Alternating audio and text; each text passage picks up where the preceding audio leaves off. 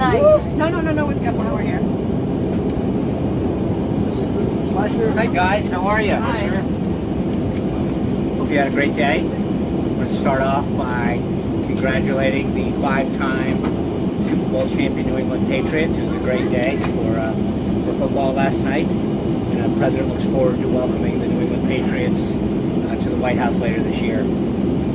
As you know, during the weekend, the President spoke to 4 world leaders. On Saturday, he spoke with Italian Prime Minister Gentiloni, during which they discussed strengthening cooperation around a large range of shared interests. The President also agreed to attend the G7 meeting in May, where he looks forward to meeting with the Prime Minister on the sidelines. Also on Saturday, the President spoke with Ukrainian President Poroshenko, addressing a variety of topics, including Ukraine's long-running conflict with Russia. They also discussed plans for an in-person meeting in the future.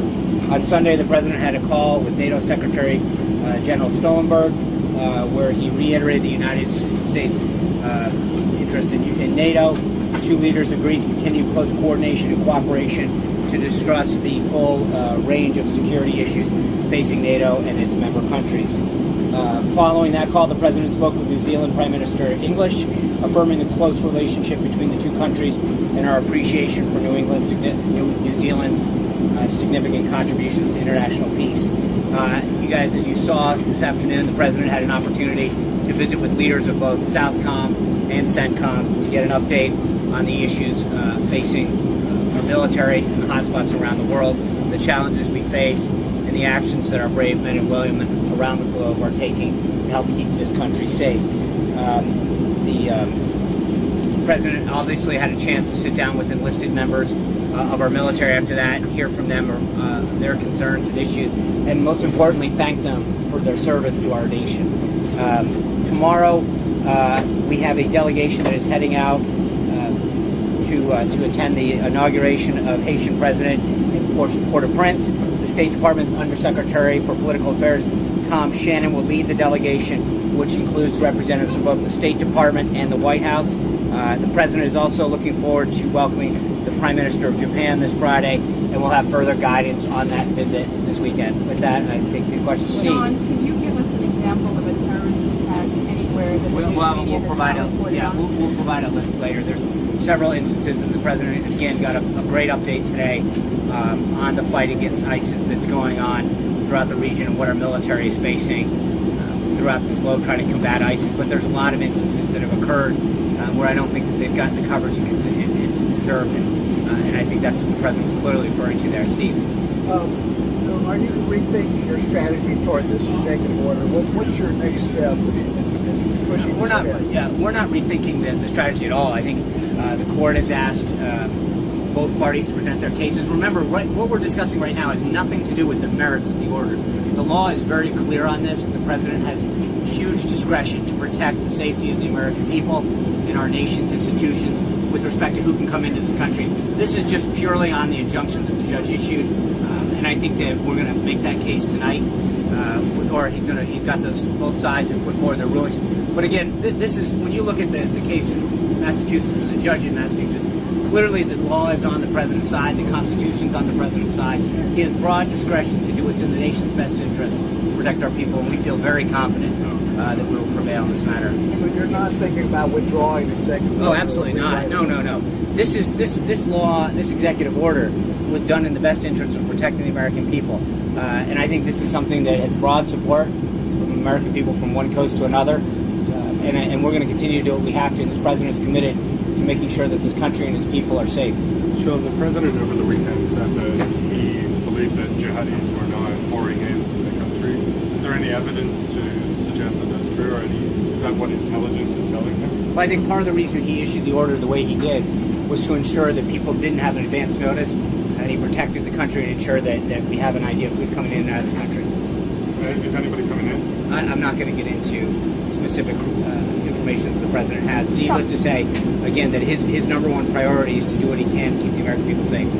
John Yoo, who was, obviously a major figure in the Bush administration, who spoke about was a big proponent of executive authority, today wrote in the New York Times about his concerns about the way that the new administration is taking action.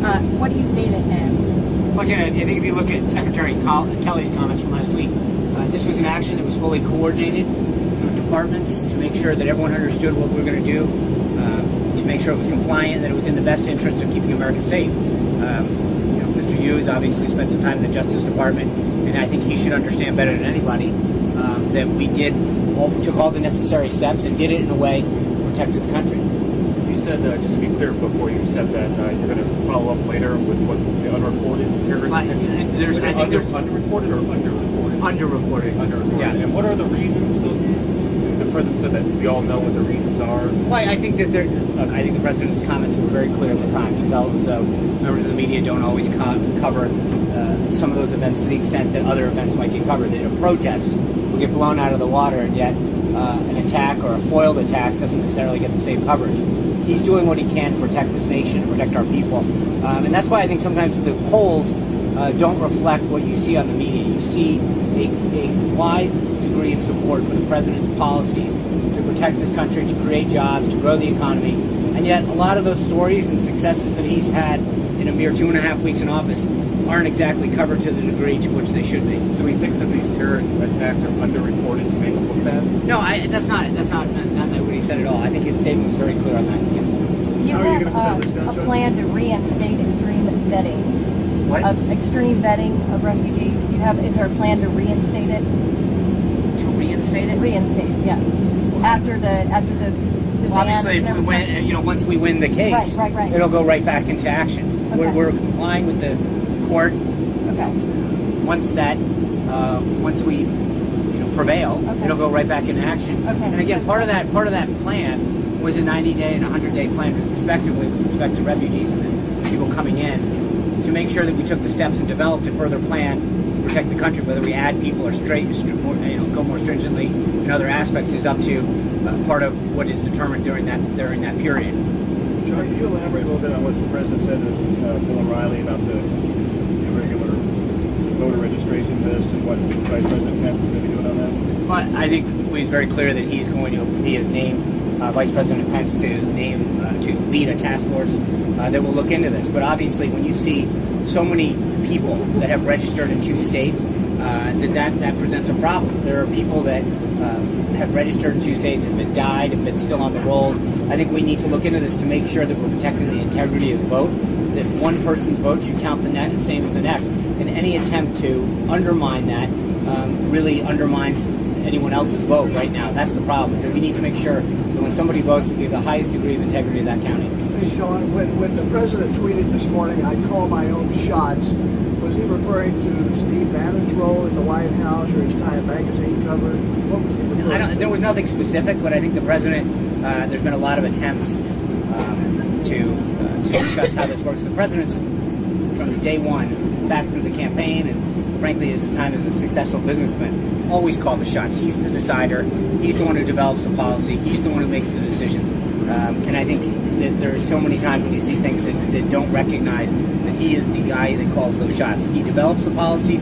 He implements the policies. He makes the key decisions. And just to follow up on that, the New York Times said this morning that you're rethinking your strategy of how swiftly to roll out initiatives. Are you? No, look, I would just say that story was so riddled with inaccuracies and lies that they owe the president an apology for the way that thing was. There were just literally blatant factual errors, and it's unacceptable to see that kind of reporting or so-called reporting.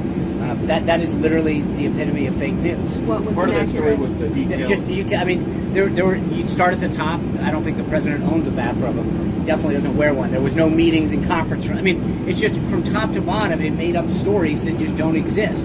And I think that's unfortunate for people, that look to news institutions like that for their news, because it is just not an accurate portrayal of what's really happening. Was the president specifically the claim about whether he was briefed on the order, the makeup of the NSC? What's that?